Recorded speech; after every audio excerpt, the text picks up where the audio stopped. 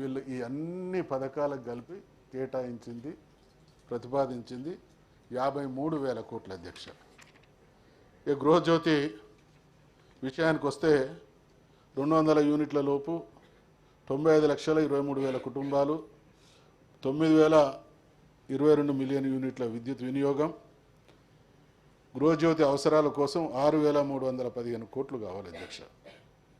అంటే ఈ 6 గ్యారంటీలకు సంబంధించినటువంటి వాటిలో మహాలక్ష్మి మరియు గృహజ్యోతి అమలుకే 53,715 కోట్లు అవసరమవుతా ఉన్నాయి అధ్యక్ష. బడ్జెట్లో మరి ఒకవేళ ఈ 4టికే అన్ని వేల కోట్లు పూర్తి అయితే మిగతా హామీల గ్యారంటీల విషయంలో వాటి పరిస్థితి ఏందనేటువంటి విషయాన్ని తమరి ద్వారా నేను గౌరవ ప్రభుత్వాన్ని అడుగుతా ఉన్నాను అధ్యక్ష. అదే రకంగా ఇందిరమ్మ ఇండ్ల విషయం, నియోజకవర్గానికి 3,500 ఇండ్లు ఇస్తామన్నారు అధ్యక్ష. 119 నియోజకవర్గాలకు 4,16,500 ఇండ్లు అవసరమవుతాయి అధ్యక్ష. వీటి ఖర్చు 20,000 కోట్ల రూపాయలు అవుతాయి అధ్యక్ష.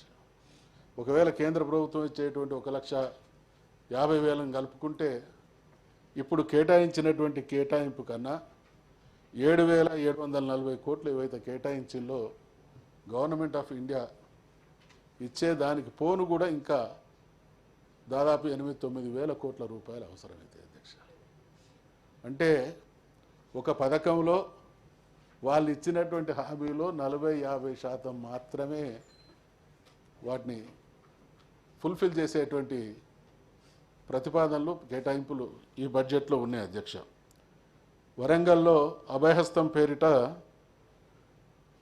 రైతు డిక్లరేషన్ చేసిన అధ్యక్ష. ఈ 2 లక్షల రూపాయల రుణమాఫీ విషయంలో చాలా స్పష్టత ఇచ్చిండ్రు. గౌరవ ముఖ్యమంత్రి గారు ముఖ్యమంత్రి కాకముందు 9వ తారీఖు నాడు నేను ముఖ్యమంత్రి అవుతున్నా, ఆ రోజే ఈ 2 లక్షల రుణమాఫీ అమలు చేస్తామనేటువంటి మాట స్పష్టంగా వారు ఇవ్వడం జరిగింది అధ్యక్ష. ఇప్పుడు కాంగ్రెస్కి ప్రభుత్వానికి సంబంధించినటువంటి 3-4 అంశాలు అధ్యక్ష. 100 రోజుల కోసం ఇచ్చినటువంటి గ్యారంటీలు ఒకటి, తర్వాత 5 సంవత్సరాల కోసం ఇచ్చినటువంటి హామీలు ఒకటి, ఈ గ్యారంటీల్లో కూడా నిమిషాల మీద చేస్తామన్నవి కూడా కొన్ని ఉన్నాయి అధ్యక్ష. మరి ఇప్పటి వరకు ఈ 2 లక్షల రుణమాఫీ మీద ఏం జరుగుతూ ఉన్నదో రైతు లోకం గమనిస్తూ ఉన్నది. దయచేసి మీరు ఇచ్చినటువంటి మాట నిలబెట్టుకోండి, రైతాంగానికి ఊరటనివ్వండి. గతంలో బీఆర్ఎస్ ప్రభుత్వం, కేసీఆర్ గారి నాయకత్వం ఈ రాష్ట్రంలో ఉన్నటువంటి ప్రజల ఆత్మవిశ్వాసాన్ని పెంచింది అధ్యక్ష.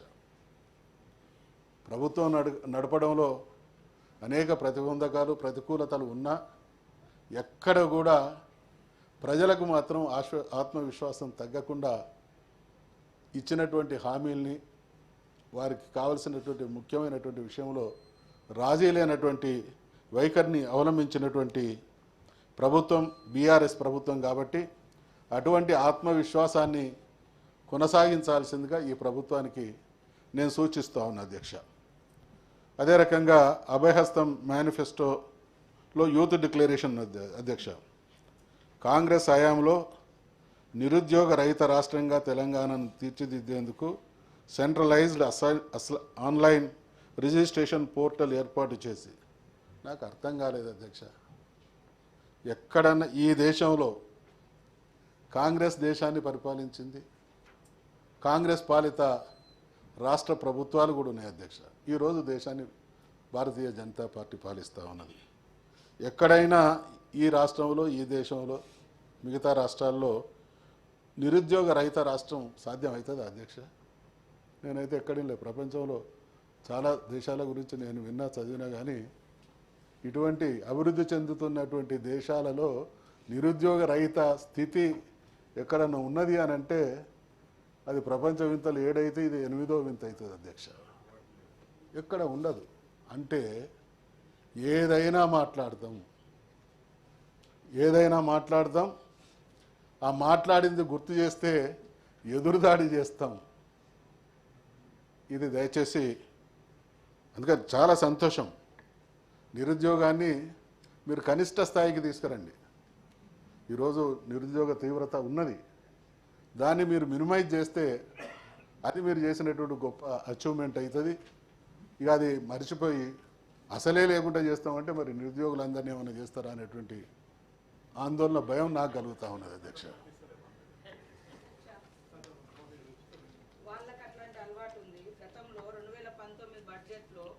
నిరుద్యోగులకు నిరుద్యోగ భృతి ఇస్తామని బడ్జెట్లో పెట్టి కూడా అమలు చేయనటువంటి చరిత్ర. ఏకకాలంలో రుణమాఫీ అని చెప్పి అది కూడా కంప్లీట్ చేయలేదు. ఇంకా ఏమో చేస్తామని చెప్పి ఏం చేస్తాం?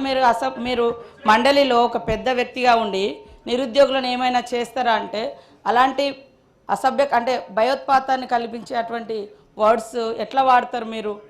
కాబట్టి మీరు బురద జల్లే ప్రయత్నం చేయడం తప్ప వచ్చి రెండు నెలలు అయింది. మేము గ్యారంటీలలో మహిళల కోసం బస్సు ఫ్రీగా పెడితేనే తట్టుకోలేక పదే ఆటోల విషయాలు తీసుకొస్తున్నారు. ఆటోల విషయాలు తీసుకొస్తున్నారు. మరి ఒక ప్రభుత్వము ఒక జనానికి ఉపయోగపడేది ఒక పథకం తీసుకొస్తే ఇంకొకరికి కొంచెం నష్టం జరిగితే దాన్ని ఎట్లా పరిష్కరించుకోవాలని చెప్పాలి. కానీ దాన్నే పెద్ద ఎజిటేషన్గా తీసుకొచ్చి రోడ్ల మీదకి తీసుకొచ్చి అంటే బస్సులు పెట్టద్దా చెప్పండి. మీరు మీ స్టేట్మెంట్లో ఏముంది తెలుసా?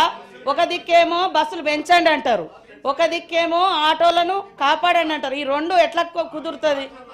అది ఎట్లా కుదురుతుంది? ఇప్పుడు నేను చెప్తా, ప్రైవేటు అంటే చాలా కోట్ల రూపాయలు పెట్టుకొని కూడా ఎంబీబీఎస్ చదివి ప్రైవేట్ హాస్పిటల్స్ పెట్టుకుంటున్నారు. అంటే ప్రైవేట్ హాస్పిటల్స్కి ఎవరు పోలేరని మన ప్రభుత్వ దవాఖానాలు మూసేసుకుంటామా? ఆలోచించండి. అంటే పెట్టద్దా చెప్పండి. ఫ్రీ బస్ ఒక్క పథకాన్ని అమలు చేస్తే మీరు పదే అదే తీసుకొచ్చి మీరు ఇట్లా ఆలోచించుంటే ఇన్ని సమస్యలు ఎందుకు వచ్చి ఒక్కరోజు ప్రజావాణి పెడితేనే 1000 మంది ఎందుకు వచ్చే పరిస్థితి? ఈరోజు నిరుద్యోగులు కనీసం రోడ్ల మీదకి రానివ్వలేదు, ప్రశ్నించలేదు.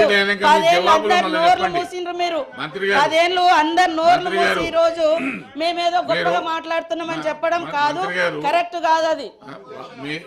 వారు మాట్లాడిన తర్వాత మీ జవాబులు మళ్ళీ మీరు చెప్పండి.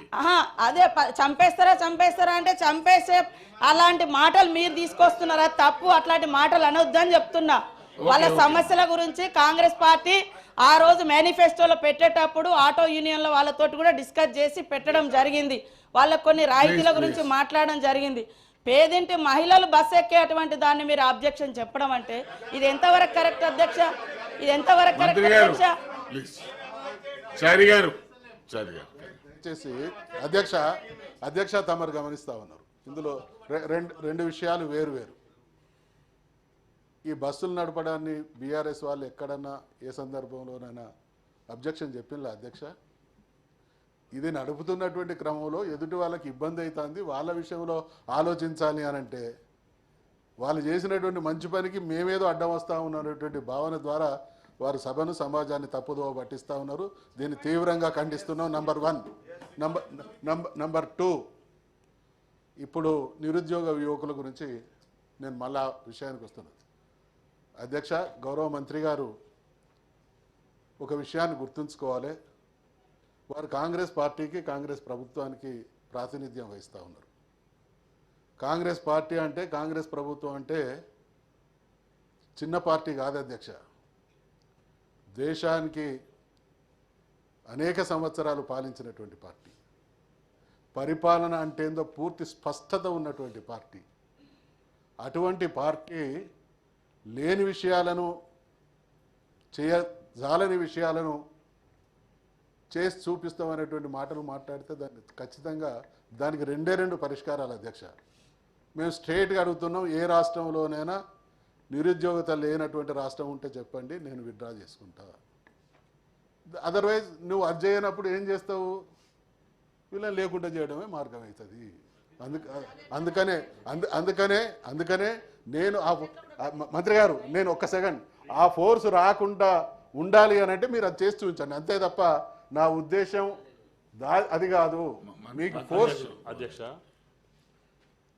చారి గారు చాలా విఘ్నతతో మాట్లాడే వ్యక్తి. ఎక్కడున్నా కూడా ఆ పార్టీలకి ఆయన స్క్రిప్టే ఆధారం ఉంటుంది. చాలా ఆలోచనాపరుడు, చాలా విషయాలు తెలిసినటువంటి మనిషి. అటువంటి మనిషి ఇంత అసహనంతో ఇంత ఆరాటంతో మాట్లాడటం మంచిది కాదు. 2 నెలల ప్రభుత్వం మీద ఇంకా కొత్త బడ్జెట్ ఇంకా అప్రూవ్ చేయాలి మీరు. ఈ పాపాలున్నా, ఈ కష్టాలున్నా, ఈ బాధలున్నా, ఈ ఇబ్బందులున్నా, ఈ కష్టాలన్నీ వస్తే ఎవరి ద్వారా వచ్చినట్టు అధ్యక్ష? ఇప్పుడు మీరు చెప్పే సమస్యలన్నిటికీ అది రుణమాఫీ కావచ్చు, విద్యుత్ శక్తి కావచ్చు, సాగునీరు కావచ్చు, తాగునీరు కావచ్చు, ఉద్యోగ విషయాలు కావచ్చు, ఇప్పుడు మనం చర్చించే మీరు మాట్లాడే విషయాలన్నీ ఎవరి ఫలితం? ఏ ప్రభుత్వాల ఫలితం అని చెప్పాలి. 2 నెలల్లోనే సృష్టించినటువంటి ఫలితాలు అవన్నీ. కాబట్టి వాటిని గమనించండి. నేను పరిపాలనలో ఉన్న చాలా రోజులుగా చారీ గారు, గౌరవ సభ్యులు అందరి విషయాలు తెలుసు. ప్రజావాణి పెడితే అక్కడ ప్రత్యేకంగా ఒక ఐఏఎస్ అధికారిని పెట్టి వాటి యొక్క కార్యక్రమాలు ఏ రోజున ఏం జరుగుతున్నాయి అనేది కూడా ప్రభుత్వం లెక్కలతో సహా చెప్పింది. ఎంతమంది వస్తున్నారు, ఎన్ని వేల మంది వస్తున్నారు, ఏ సమస్యల మీద ఇస్తున్నారు, ఏ సమస్యలు ఎన్ని ఇచ్చారు అనేది కూడా మేము ఏ రోజుకి ఆ రోజు ఒక ఐఏఎస్ అధికార ఆధ్వర్యంలో జరుగుతుంది అధ్యక్ష. తప్పకుండా ఆగండి. ముఖ్యమంత్రి గారు ఇచ్చినటువంటి గ్యారంటీలు కావచ్చు, పార్టీ ఇచ్చిన గ్యారంటీలు కావచ్చు, ప్రభుత్వం ఇచ్చే కూడా తప్పకుండా 100 రోజుల్లో మేము వాటిని ప్రారంభించి మా పరిపాలనలో పూర్తి చేస్తామనేటటువంటి మాటను మీరు గ్రహించాలి. లేకపోతే దళిత బంధును ప్రారంభించాం, అది ఎన్ని లక్షల కోట్లు అవుతుంది, ఎన్ని లక్షల మందికి ఇచ్చారు మనందరికీ తెలుసు. ఎన్నికల ముందు దానికి సమాధానం కూడా ప్రజల నుంచి వచ్చింది. అదేవిధంగా అన్ని సమస్యలకి మనం వాగ్దానాలు చేసినటువంటి సమస్యల ఫలితాలు అన్నీ కూడా మొన్న ఎన్నికల్లో ప్రస్ఫుటంగా ప్రజలు చెప్పిన తర్వాత 2 నెలల ప్రభుత్వం మీద అబండాలు వేయాలనో, అదే మళ్ళీ 10 సంవత్సరాలు అయిన తర్వాత కాంగ్రెస్ పార్టీ మీద చెప్పే మాటలన్నీ ఆదిలోనే చెప్పటం అనేది చారీ గారికి కానీ సభకు కానీ అంత ఔన్నత్యాన్ని తీసుకురావు. కాబట్టి దయచేసి ఇప్పుడు వచ్చేటటువంటి కష్టాలకు అన్నిటికీ మూలం గత పాలకులదే ప్రభుత్వాలదే ఉంటుంది తప్ప 60 రోజుల్లో సృష్టించినటువంటి సమస్యలు కాదని చెప్పి భావించాలని చెప్పి చారీ గారికి విజ్ఞప్తి. చారీ గారు